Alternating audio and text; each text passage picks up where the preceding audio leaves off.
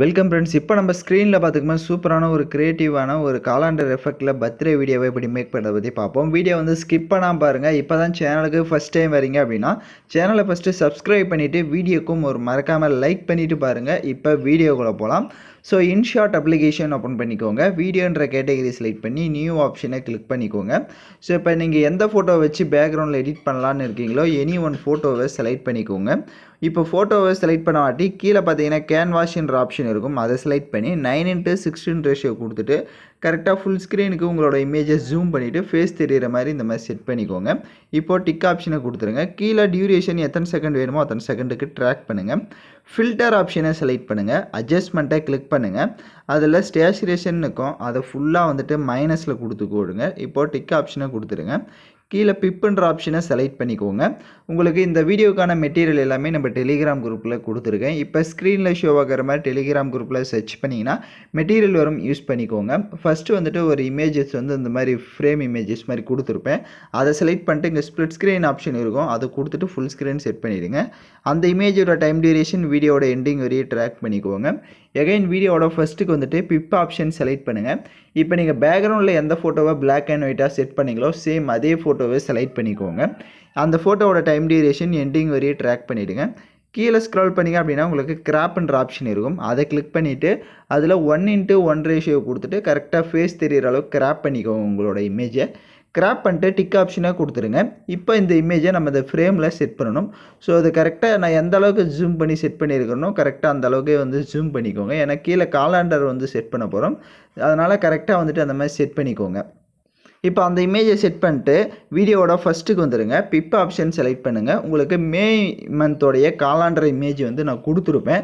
இல்லை உங்களுக்கு other month இதோடது வேணும் அப்படின்னா குரோமில் சர்ச் பண்ணுங்கள். ஸோ எந்த மந்த்தோ அந்த மந்த் இது 2025 காலாண்டர்னு சர்ச் பண்ணிங்கனாலே உங்களுக்கு வரும், நீங்கள் யூஸ் பண்ணிக்கோங்க. ஸோ அது எந்த மந்த்தாக இருந்தாலும் நீங்கள் யூஸ் பண்ணிக்கலாம். நான் எக்ஸாம்பிளுக்கு இந்த மந்த் இதை காமிச்சிருக்கேன். இப்போ அந்த இமேஜோட டைம் டியூரேஷன் எண்டிங் வரையும் ட்ராக் பண்ணிக்கோங்க. இப்போ நான் எப்படி அந்த காலாண்டர் இமேஜை ஃபோட்டோ கீழே செட் பண்ணணும் அந்த மாதிரி கரெக்டாக செட் பண்ணிவிடுங்க. எகைன் கீழே பிப் ஆப்ஷன் கிளிக் பண்ணிக்கோங்க. உங்களுக்கு ஹார்ட் பிஎன்ஜி இமேஜ் வந்து கொடுத்துருப்பேன். ஸோ அந்த இமேஜை செலக்ட் பண்ணிக்கோங்க. அதோடைய டியூரேஷன் ஃபஸ்ட்டு எண்டிங் வரையும் ட்ராக் பண்ணிவிட்டு உங்களுக்கு யாருக்கு நீங்கள் வீடியோ மேக் பண்ணீங்களோ அவங்களுடைய பர்த்டே டேட் மேலே இதை வந்து செட் பண்ணிக்கோங்க. ஸோ அவங்க பர்த்டே டேட் மேலே செட் பண்ணிவிட்டு கீழே ஸ்க்ரால் பண்ணிங்கன்னா பிளண்ட் ஆப்ஷன் வரும், அதில் கீழே ஸ்க்ரால் பண்ணி டிஃப்ரென்ஸுன்னு இருக்கும், அதை கொடுத்துட்டிங்க அப்படின்னா அந்த டேட் மேலே உங்களுக்கு அந்த ஹார்ட் இமேஜ் கரெக்டாக வந்து செட் ஆகிடும். ஸோ நான் எக்ஸாம்பிளுக்கு இந்த மாதிரி செட் பண்ணியிருக்கேன் அந்த மந்த் இதை போட்டு. ஸோ நீங்கள் அதே மாதிரி உங்களுக்கு எந்த மந்த்தோ அதை போட்டுக்கோங்க. இப்போ இந்த வீடியோ ஃபஸ்ட்டு மேலே எக்ஸ்போர்ட் ஆப்ஷனை கிளிக் பண்ணி சேவ் பண்ணிக்கலாம். ஏன்னா நெக்ஸ்ட் ஸ்டெப்பில் தான் நம்ம இன்னும் 2 ஃபோட்டோஸு எஃபெக்ட்டு எல்லாம் ஆட் பண்ண போகிறோம். அதனால் தேவையான குவாலிட்டியில் எக்ஸ்போர்ட் பண்ணிக்கோங்க. வீடியோவை பார்த்துட்டு இருக்கவங்க யாராவது லைக் பண்ணாமல் பார்த்துட்டு இருந்தீங்க அப்படின்னா கண்டிப்பாக ஒரு லைக் பண்ணிவிட்டு பாருங்கள், அப்போ தான் நமக்கு ஒரு மோட்டிவாக இருக்கும். இப்போ இந்த வீடியோவை சேவ் பண்ண வாட்டி எகைன் ஹோம் ஆப்ஷன் வந்துடுங்க. வீடியோன்ற கேட்டகரி செலக்ட் பண்ணி நியூ ஆப்ஷனை கிளிக் பண்ணி இப்போ கடைசியாக எடிட் பண்ண அந்த வீடியோவை செலக்ட் பண்ணிக்கோங்க. செலக்ட் பண்ணிவிட்டு கீழே பிப் ஆப்ஷன் கிளிக் பண்ணுங்கள். நெக்ஸ்ட்டு ஃபோட்டோ நீங்கள் எந்த ஃபோட்டோவை எடிட் பண்ணலான்னு இருக்கீங்களோ அந்த ஃபோட்டோவை மறுபடியும் 1 ஃபோட்டோவை செலக்ட் பண்ணிக்கோங்க. ஸோ இப்போ நான் எக்ஸாம்பிளுக்கு 1 ஃபோட்டோ செலக்ட் பண்ணிட்டு கீழே ஸ்க்ரால் பண்ணுங்கள்.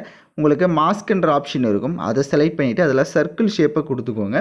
இப்போ உங்களோட ஃபோட்டோஸை கரெக்டாக சர்க்கிள் ஷேப் அளவுக்கு இந்த மாதிரி அதோட சைஸை கம்மி பண்ணி கரெக்டாக வந்துட்டு சர்க்கிள் ஷேப்புக்கு இந்த மாதிரி கிராப் பண்ணிடுங்க. கீழே பார்டர் செட் பண்ணுற ஆப்ஷன் இருக்கும், அந்த பார்டர் வந்துட்டு ஒரு 8 இல்லைனா 10 அதுக்குள்ளே கொடுத்துட்டு டிக் ஆப்ஷன் கொடுத்துருங்க.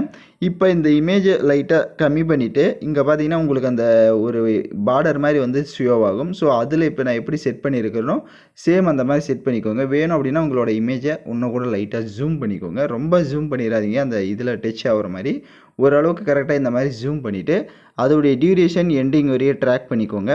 எகைன் கீழே அந்த பிப் ஆப்ஷன் செலக்ட் பண்ணிவிட்டு நெக்ஸ்ட் 1 ஃபோட்டோவை ஆட் பண்ணிக்கலாம். அதே மாதிரி நெக்ஸ்ட் 1 ஃபோட்டோவை செலக்ட் பண்ணிக்கோங்க.